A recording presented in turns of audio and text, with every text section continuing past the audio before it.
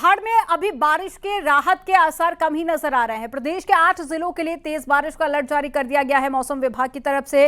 देहरादून, उत्तरकाशी, चमोली, पौड़ी के साथ में बागेश्वर, नैनीताल, चंपावत और पिथौरागढ़ के लिए बारिश का अलर्ट जारी किया गया और कई जगह पर तेज बारिश भी हो रही है। वहीं उत्तराखंड में हर साल 15 सितंबर तक मानसून की विदाई का दौर शुरू हो जाता है, लेकिन इस बार मानसून लंबा चलने वाला है।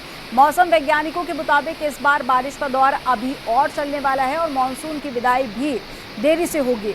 मानसून ही नहीं बल्कि वेस्टर्न डिस्टर्बेंस की वजह से भी सितंबर में बारिश होने की संभावना है, लिहाजा बारिश का दौर अभी चलता रहेगा और ज्यादातर जिलों में 15 सितंबर तक तेज बारिश देखने को मिल सकती है।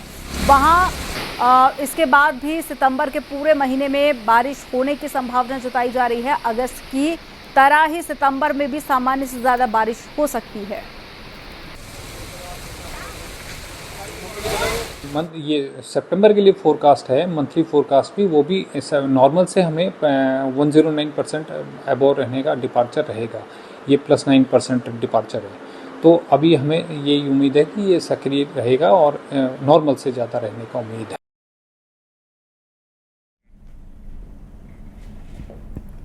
पहाड़ों पर हो रही तेज बारिश से ऋषिकेश में चंद्रभागा के साथ साथ दूसरी नदियां भी उफान पर आ गई हैं। चंद्रभागा का नदी का जलस्तर लगातार बढ़ता जा रहा है, लोगों के घरों तक पहुंच गया है। इसके साथ ही नदी के किनारे बनी पार्किंग भी जलमग्न हो गई है। प्रशासन लोगों से अलर्ट रहने की अपील कर रहा है और नदी के किनारे से दूरी बनाए रखने को कहा जा रहा है। पहाड़ों पर 15 सितंबर तक तेज बारिश का अलर्ट जारी है। ऐसे में नदियों का जलस्तर और भी ज्यादा बढ़ सकता है। ऐसे में मुसीबत एक बार फिर से बढ़ती जा रही है।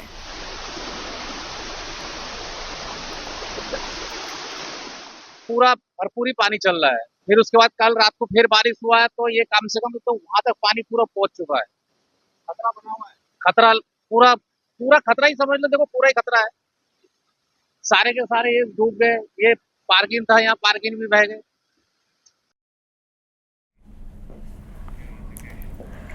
ऋषिकेश में रविवार सुबह तेज बारिश हुई। वहीं तेज बारिश के बाद में सीवर लाइन ओवरफ्लो हो गई और त्रिवेणी घाट पर पानी बह रहा है और सीवर का गंदा पानी गंगा नदी में जा रहा है। और बारिश से पहले नगर निगम सीवर लाइन साफ करने का दावा करता है, लेकिन इस बार नगर निगम के दावे हवा-हवाई साबित होते हैं।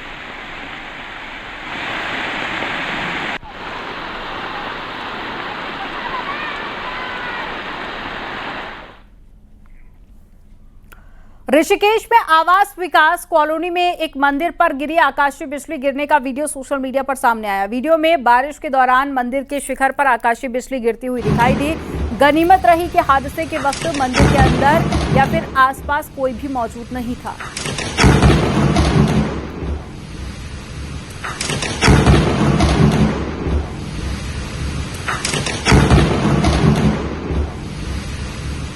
ये तस्वीरें आप देखिए, मंदिर के ऊपर बिजली गिरने का ये वीडियो सामने आया है। हालांकि कोई जनहानि नहीं हुई है, लेकिन जो मंदिर का शिखर था उसको नुकसान पहुंचा है। वो दूसरी तस्वीर में आप देख भी सकते हैं कि शिखर क्षतिग्रस्त हो गया है, लेकिन आसपास कोई भी व्यक्ति मौजूद नहीं था, इसलिए जनहानि या फिर किसी के घायल होने की कोई अपडेट नहीं है।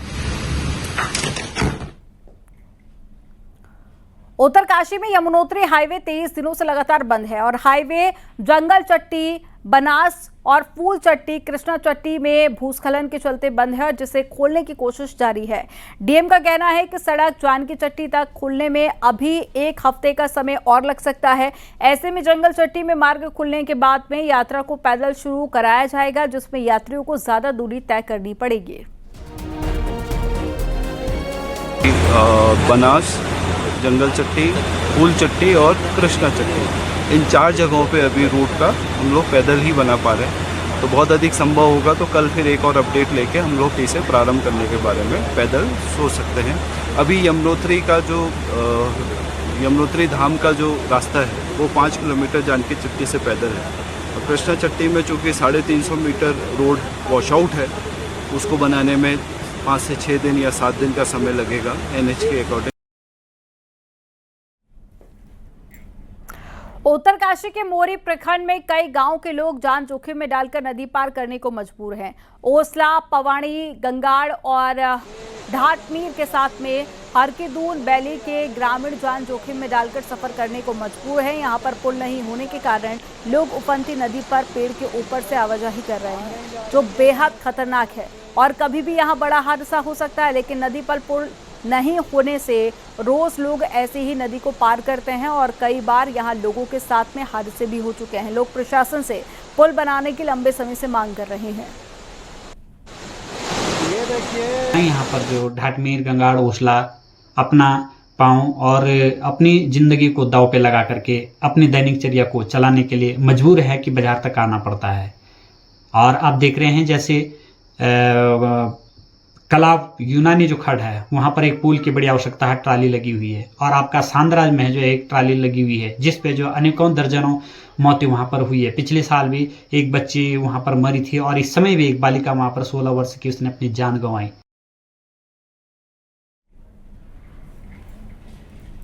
नैनीताल की माल रोड का एक बड़ा हिस्सा फिर खतरे की जद में आ गया है। नैनीताल बैंक के सामने बड़े हिस्से में दरारें आ गई हैं तो पूरी रोड धंसने लगी है।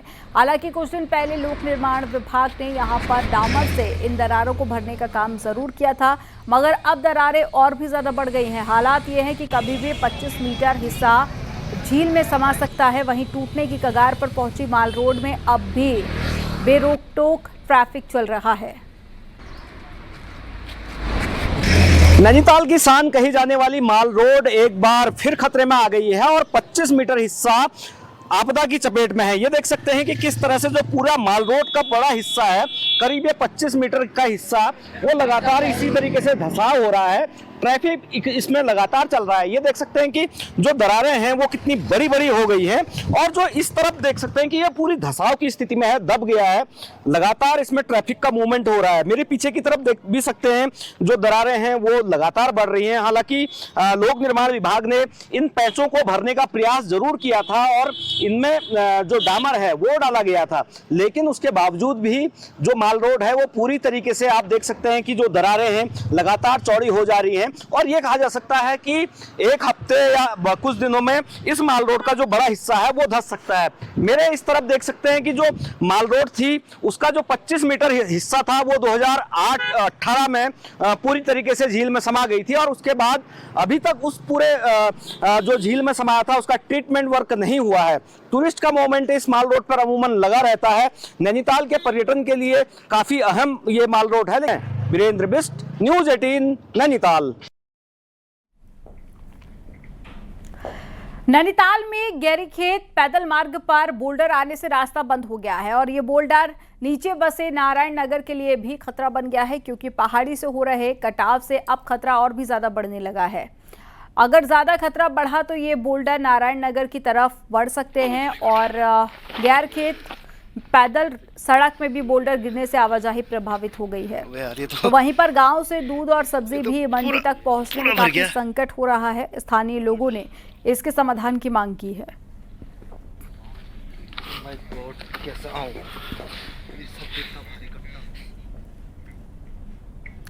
रविवार को देहरादून में हरियाणा और देहरादून पुलिस के ज्वाइंट ऑपरेशन के दौरान एक बदमाश ने खुद को गोली मार ली। लक्ष्मण चौक इलाके में दिन दहाड़े हुई इस घटना के बाद पूरे इलाके में हड़कंप मच गया है। आपको रिपोर्ट में दिखाते हैं।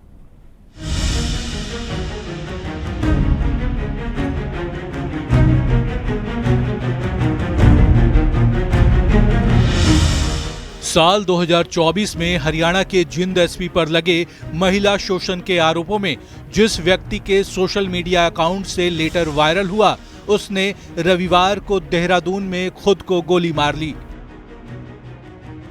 दरअसल हरियाणा पुलिस को इनपुट मिले थे कि आरोपी सुनील कुमार हरिद्वार में छिपा है, जिसके बाद पुलिस शनिवार को हरिद्वार पहुंची, जहां पुलिस कार्रवाई के दौरान आरोपी ने हरियाणा पुलिस के दारोगा पर फायर कर दिया और फरार हो गया। पकड़े जाने के डर से वो रविवार को देहरादून के लक्ष्मण चौक में अपने मौसेरे भाई के घर आकर छिप गया। पुलिस को रविवार सुबह इस बात की जानकारी लगी, जिसके बाद हरियाणा और देहरादून पुलिस ने ज्वाइंट ऑपरेशन में घर में घुसकर दबिश दी। पुलिस बार बार सरेंडर करने की अपील करती रही, लेकिन वो इतना डर गया कि उसने खुद पर ही फायर कर दिया। सुनील कुमार पर 2 मुकदमे हरियाणा और 1 हरिद्वार में दर्ज हैं। वहीं घटना को लेकर आरोपी के रिश्तेदार ने बताया कि हरियाणा पुलिस उनके घर आई और पुलिस के डर से उसने खुद को गोली मार दी। तो कुछ भी नहीं, सुबह आया कि मैं भाई ऐसे भाई हरिद्वार में कोई बात हुई है, गोली वोली चली है, तो भाई मैं मेरे हरियाणा पुलिस मेरे पीछे पड़ी है, मैं अगर इन्होंने मुझे पकड़ा ये मुझे मारेंगे और ये मुझे मार देंगे, अगर ऐसा कुछ हुआ तो मैं अपने आप को खत्म कर दूंगा। मगर नहीं माना, वो एकदम से पुलिस हमारे घर आ गई, उधर से कह रही कि उधर जाके अपने दूसरे उधर का घर दरवाजा खोलो, और आके वो तो ऐसे बंदूक तान के आए हरियाणा वाले की जैसे उसे भी यही हमारे सामने उसी मार देंगे। उसने उनको देखते उसने अपने आप को खुद गोली मार दी। हरिद्वार में जैसे मेरी टीम इसको पीछा करते हुए वहाँ पे पहुंची तो वहाँ बस स्टैंड से ये भाग निकला और मेरे एक सब इंस्पेक्टर पे इसने गोली चला दी, वो एम्स में एडमिट है। तो हमने वहाँ लोकल पुलिस को भी बोला, तो हरिद्वार पुलिस, मेरी टीम और यहाँ से चौकी की टीम इसको तलाश करते हुए यहाँ पे आई थी। यहाँ आने के बाद ये इंसिडेंट हुआ कि इसने पुलिस को देखने के बाद खुद को गोली मारी। वैसे ये पहला मामला नहीं है, इससे पहले भी अन्य राज्यों के आरोपी उत्तराखंड में आकर पकड़े गए हैं, जिसके बाद ये बात साफ हो गई है कि उत्तराखंड अपराधियों के लिए सुरक्षित शरण स्थली बन गई है, जिस पर पुलिस को चौकन्ना रहने की जरूरत है। न्यूज़ 18 के लिए देहरादून से भारती सकलानी उनियाल की रिपोर्ट।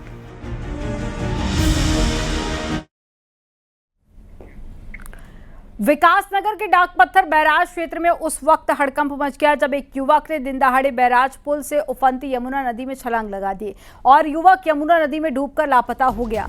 बताया जा रहा है कि हिमाचल की तरफ से ये युवक काफी देर तक डाकपत्थर बैराज पुल पर टहल रहा था, जिसे देखते ही देखते जिसने अचानक से पुल से नीचे यमुना नदी में छलांग लगा दी, जिसका एक सीसीटीवी फुटेज भी सामने आया है।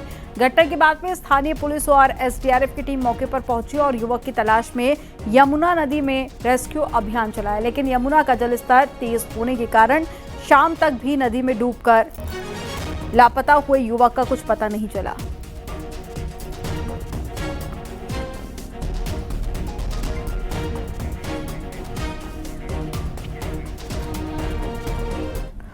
रुड़की के गंगनहर इलाके के डीएवी कॉलेज के पास में बिजली की लाइन ठीक कराने के दौरान संविदाकर्मी करंट लगने से बेहोश हो गया।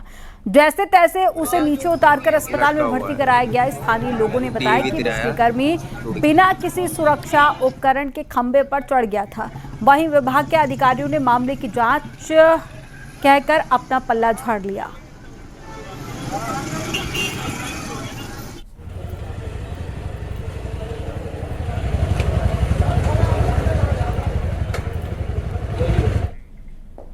जोशीमठ के हाथी पर्वत के पास में एक बैल अचानक से बरसाती नाले के तेज बहाव में बह गया। बैल के गिरने की सूचना स्थानीय लोगों ने प्रशासन को दी, जिसके बाद में फायर सर्विस की टीम ने रेस्क्यू अभियान चलाया और बैल को सुरक्षित निकाल लिया।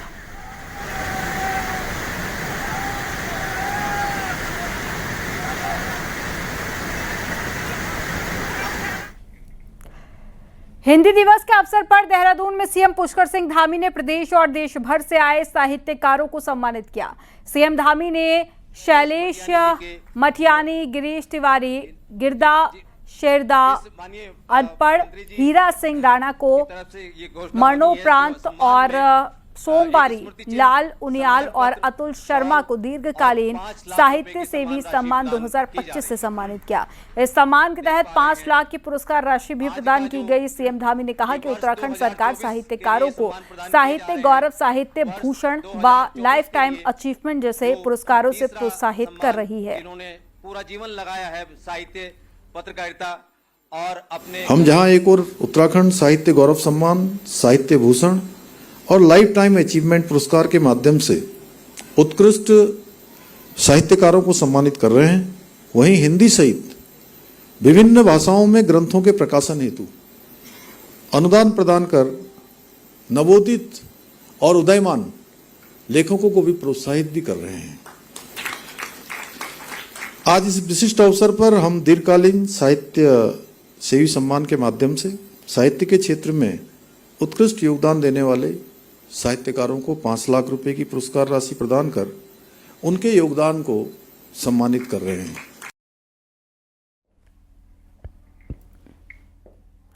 देहरादून में सीएम पुष्कर सिंह धामी से कई विधायकों ने मुलाकात की। अपनी अपनी समस्याओं को लेकर मुख्यमंत्री से विधायक मिले। विधायक सहसपुर सहदेव पुंडीर, राजपुर विधायक खजान दास के साथ में रुद्रप्रयाग विधायक भरत चौधरी और गंगोत्री विधायक सुरेश चौहान ने सीएम से मुलाकात की।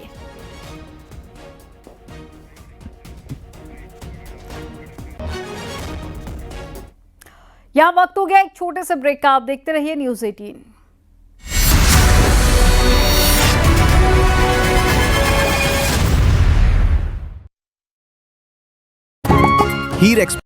आप देख रहे हैं न्यूज़ 18 उत्तर प्रदेश उत्तराखंड।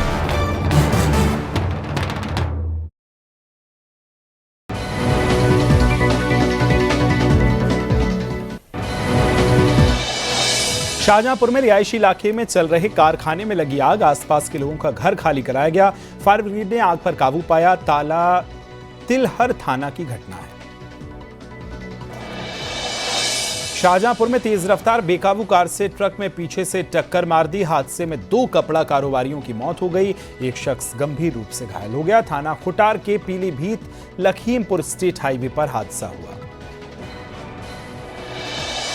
नेपाल में भड़की हिंसा का असर अलीगढ़ और कारोबार पर दिखने लगा है। गौतम बुद्ध और पशुपति की मूर्तियों का निर्माण कर उन्हें नेपाल भेजने वाले अलीगढ़ के कारीगर और व्यापारी अब संकट से जूझ रहे हैं। ललितपुर में विवाहिता ने फांसी लगाकर आत्महत्या की। महिला के मायके वालों का आरोप, उनकी बेटी की हत्या कर शव को फांसी के फंदे पर लटकाया गया। पुलिस मामले की जांच में जुटी है। औरैया में एक महिला को ससुराल वालों ने जबरन ले जाने का दबाव बनाया, जिसका वीडियो अब सोशल मीडिया पर वायरल हो रहा है। पुलिस ने ससुरालियों के खिलाफ मुकदमा दर्ज कर मामले की जांच शुरू कर दी है। चंदौली में मुगल सराय पुलिस ने चेकिंग के दौरान 2 गांजा तस्करों को गिरफ्तार किया। 30 किलो गांजा बरामद हुआ। दोनों तस्कर ओडिशा से गांजा की बड़ी खेप लेकर आए थे। बलिया में तेज रफ्तार ट्रक का अनियंत्रण होकर डिवाइडर से टकरा गया। उसके बाद धू कर ट्रक में आग लग गई, जलने लगा। ट्रक ड्राइवर और हेल्पर ने कूदकर अपनी जान बचा ली। आगरा में एक ट्रैक्टर ने साइकिल सवार शख्स को रौंद दिया। साइकिल सवार की मौके पर मौत हो गई। पूरी घटना आसपास लगे सीसीटीवी कैमरों में कैद हो गई। यूपी में 6 शहरों में 72 घंटे से लेदर कारोबारियों के ठिकानों पर छापेमारी जारी है। 38 जगहों पर 150 अधिकारियों की टीम कर रही है छापेमारी। लैपटॉप, कंप्यूटर, मोबाइल फोन की भी बारीकी से हो रही है जांच। कानपुर के नरोना बांध और हरिद्वार से छोड़े गए पानी के बाद गंगा का जलस्तर तेजी से बढ़ रहा। करीब 22 गांवों में गंगा का पानी घुस गया है। गाजियाबाद में सर्राफ को झांसा देकर जेवर चोरी करने के आरोपी को पुलिस ने गिरफ्तार किया। आरोपी के पास से सोने की चैन और लॉकेट बरामद हुए। ललितपुर में पुलिस ने मुठभेड़ के बाद हत्या के आरोपी को गिरफ्तार कर लिया। मुठभेड़ में आरोपी सोनू सेन के पैर में गोली लगी थी। सदर कोतवाली इलाके में मुठभेड़ हुई। फिरोजाबाद में ग्रामीणों ने राजस्व टीम पर हमला किया, ईंट मारकर गाड़ी को क्षतिग्रस्त किया। पुलिस ने मुकदमा दर्ज कर 4 महिला समेत 5 लोगों को गिरफ्तार किया। लखनऊ एयरपोर्ट पर बड़ा हादसा टला। रनवे पर टेक ऑफ के वक्त नहीं उड़ा विमान। विमान में डिंपल यादव समेत 151 यात्री सवार थे। बांदा के नरेनी इलाके में पेट्रोल से भरे टैंक में आग लग गई। चोरी छिपे पेट्रोल बेचने का लगा आरोप। आग लगने का कारण अभी स्पष्ट।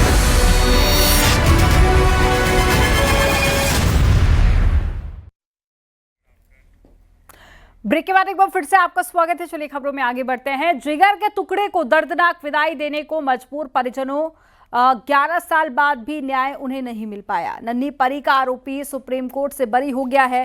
फास्ट ट्रैक और साथ ही हाई कोर्ट ने जिस आरोपी को फांसी की सजा दी थी, उसे कमजोर पैरवी के चलते सुप्रीम कोर्ट को छोड़ना पड़ा है।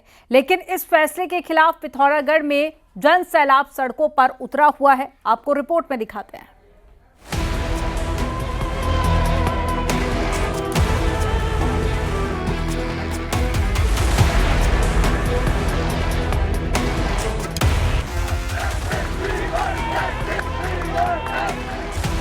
आमतौर पर संडे को लोग आराम फरमाते हैं, लेकिन इस दिन पिथौरागढ़ की सड़कों पर जनसैलाब नजर आया। हर कोई नन्ही परी को न्याय दिलाने के लिए सड़कों पर उतरा है। महिला हो या यूथ या फिर सीनियर सिटीजन, सभी के चेहरों में भारी गुस्सा दिखाई दिया। सड़कों पर उतरे लोग ये नहीं समझ पाए कि जिस दरिंदे को फास्ट ट्रैक और हाई कोर्ट ने फांसी की सजा दी थी, आखिर वो सुप्रीम कोर्ट से बरी कैसे हो गया। सुप्रीम कोर्ट का ये फैसला लोगों के गले नहीं उतर रहा है। यही वजह है कि सोर घाटी में चारों ओर जस्टिस फॉर नन्ही परी के नारे गूंज रहे हैं। हालात ये है कि गुस्साए लोग हर हाल में आरोपी को सजा दिलाना चाहते हैं। हमारे लिए कुछ करे, मेरे परिवार को, मेरे चाचा चाची बहुत परेशान हैं। ये जख्म फिर खुरुद चुके हैं और अब ऐसा लग रहा है कि 2014 में ही हम, बस वो हल्द्वानी और पिथौरागढ़ का फर्क है। मैं उन दिनों हल्द्वानी था, आज मैं पिथौरागढ़ हूँ। 10 साल की मासूम परी 2014 में हैवानियत की शिकार हुई। आरोपी ने जहां बच्ची के साथ दुराचार किया, वहीं बेदर्दी से मौत के घाट उतार दिया। ये सब कुछ तब हुआ जब मासूम बच्ची परिजनों के साथ शादी में शामिल होने हल्द्वानी गई थी। घटना के बाद पूरे राज्य में भारी बवाल मच गया। तत्कालीन सीएम हरीश रावत को भी लोगों के गुस्से से दो चार होना पड़ा था। बहुचर्चित परी केस में तेजी के साथ काम भी हुआ। पॉक्सो कोर्ट ने जहां आरोपी को फांसी की सजा दी, वहीं हाई कोर्ट ने भी इस पर मोहर लगाई, लेकिन सुप्रीम कोर्ट में पहुंचते ही मामला पलट गया। और जब तक हमारी बेटी को न्याय नहीं मिलता, हम लगातार यह संघर्ष जारी रखेंगे। जब मैंने ये न्यूज़ सुनी तो उस समय मैं खुद भी बहुत अंदर से परेशान हो गई थी, और आज इतने सालों के बाद मैं खुद एक बिटिया की माँ हूँ, तो मैं उस माँ का दर्द समझ सकती हूँ। सुप्रीम कोर्ट में यह मामला कमजोर पैरवी के कारण पलटा है। ऐसे में प्रदर्शनकारी सरकार से रिव्यू पिटीशन दाखिल करने की मांग कर रहे हैं। यही नहीं, विभिन्न संगठनों ने न्याय नहीं मिलने तक आंदोलन जारी रखने का भी ऐलान किया है। मासूम परी के साथ हुई बर्बरता ने जहां 11 साल पहले उत्तराखंड को झकझोर दिया, वहीं फिर दर्दनाक यादों को ताजा कर दिया। मेरे परिवार की लड़की नहीं, वो आप सभी की लड़की है, इस सरकार की लड़की है। न्यूज़ 18 के लिए पिथौरागढ़ से विजयवर्धन उप्रेती की रिपोर्ट।